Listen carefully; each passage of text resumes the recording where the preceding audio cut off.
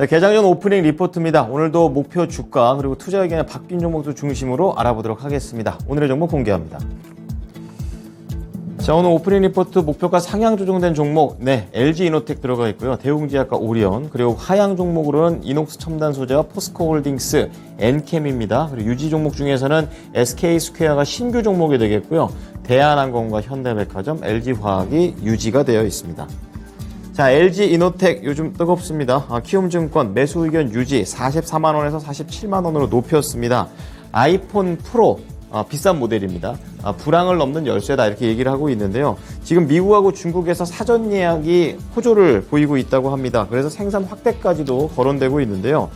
실제로 아이폰 13 프로 시리즈는 47%가 전체 비중에서 차지를 했었는데 그거를 이번에 14에서는 60%까지 늘리는 그런 모습을 실제로 보여줬고요.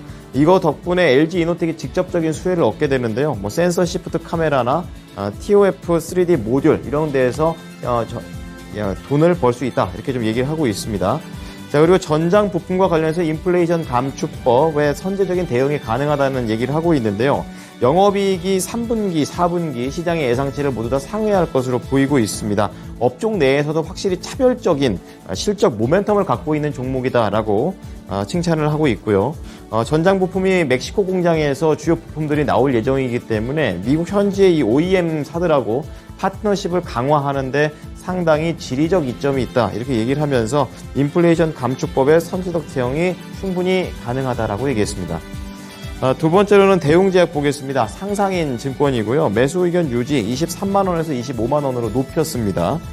성장 비전이 이제 보인다라는 그런 관점인데요. 세 가지입니다.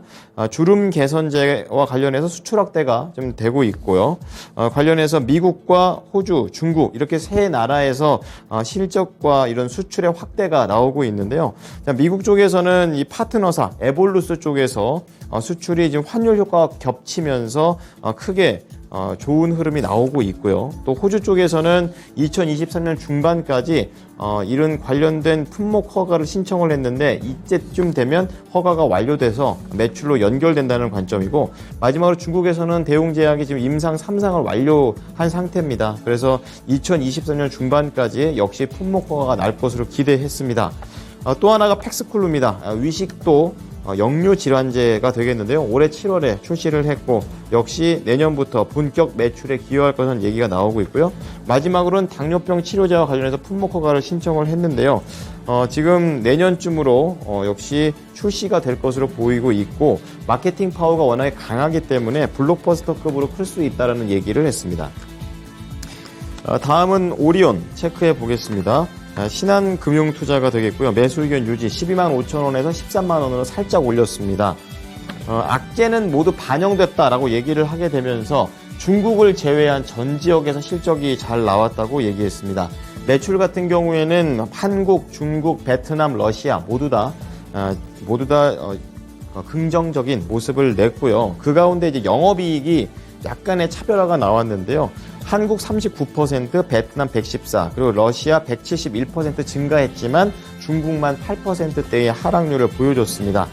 중국 자체적으로 내수가 좀 부진했던 것도 있었고요. 원재료 값이 올랐다는 점, 그리고 9월에 가격 인상하기 전에 가수요들이 있게 되면서 상대적으로 영업이익, 마진이 좀 떨어졌다라고 얘기를 하고 있습니다.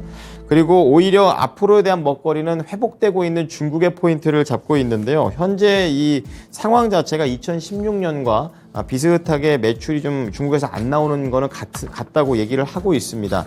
하지만 2016년 때는 중국의 이런 내부적인 구조적 요인이 있었다면은 2020년 때는 코로나라는 단기적인 요인에 그치기 때문에 상황이 다르다 이렇게 얘기를 하면서 하반기부터는 점진적인 회복을 할 것으로 내다봤습니다.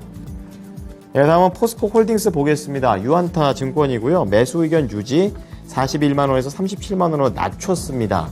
제목은 지켜보며 기다려보자 이렇게 얘기를 하고 있는데요. 우선 포스코 쪽에서 9월 16일 날 3개월 내에 포항제철소를 정상화시키겠다라고 얘기를 하고 있고 또 그 가운데 광양제철소의 재고로 포항제철소에서 나왔던 이런 잘못된 피해액을 좀 더 최소화하겠다는 그런 계획을 발표했습니다. 제품 피해 판매량을 보게 되면 이제 97만 톤 정도가 제품 판매 쪽에서 피해가 났고요. 매출액으로 따지면 2조 400억 원 정도 다음 실적 때 감소할 것으로 내다보고 있습니다. 그래서 3분기하고 4분기를 나눠서 보면은 이제 차질 규모가 각각 1조 원 내외 쪽으로 나올 것으로 봤습니다. 자, 그리고 예상보다 빠른 생산 개시에 대해서 긍정적으로 봤는데요. 유안타 증권에서 생각했던 것보다 포스코가 빠르다라고 얘기를 하는 거고요. 악재 역시 단기 악재 정도로 보고 있고, 현재 이 고로 쪽 생산이 정상화됐고, 또 아변폐 역시 영구적인 게 아니라 회복이 가능하다라는 관점에서 내년에는 확실히 매출과 손익에서 이러한 부분들이 어느 정도 상쇄될 것이다 라고 얘기하고 있습니다. 하지만 당장 영업이익이 감소된다는 점을 반영해서 목표 주가 하향했습니다. 자, 마지막으로 엔캠 보겠습니다. 신한금융투자 매수 의견 유지, 그리고 목표 주가 11만 1,000원에서 9만 6,000원으로 낮췄습니다. 올해 도약의 발판 이렇게 얘기를 하고 있는데요. 증설에서 포인트를 잡고 있습니다. 지금 전해액이 전체적으로 글로벌 수요가 늘고 있는 추세다라는 것을 얘기하면서, 그러다 보니까 증설을 해야 된다라는 쪽으로 지금 시장 업계의 생각이 바뀌어가고 있다는 것을 얘기하고 있습니다. 그래서 앞으로 3년 동안 2025년까지죠. 80만 톤을 상회하는 증설을 할 것으로 내다보고 있는데, 이 계획 자체가 기존의 계획보다도 조금 더 속도가 붙었다라는 것으로 판단을 하고 있고요. 이렇게 증설이 되게 되면 매출도 기대해 볼 만하다라고 얘기하고 있습니다. 자, 그리고 신규 사업과 관련된 얘기도 나오고 있습니다. 바로 알파벳 NMP, 리사이클 사업이라고 하는데요. 이 NMP라는 것은 양극재 제조 공정의 용매가 되겠습니다. 그러니까 이 한번 양극재를 만들 때 NMP를 한번 썼다가 이 NMP를 회수해서 불순물을 제거한 다음에 재사용하는 이런 사업이 되겠습니다. 전액 사업하고 더불어서 고객사들과의 시너지가 많이 날 수 있다는 측면에서 긍정적으로 봤습니다.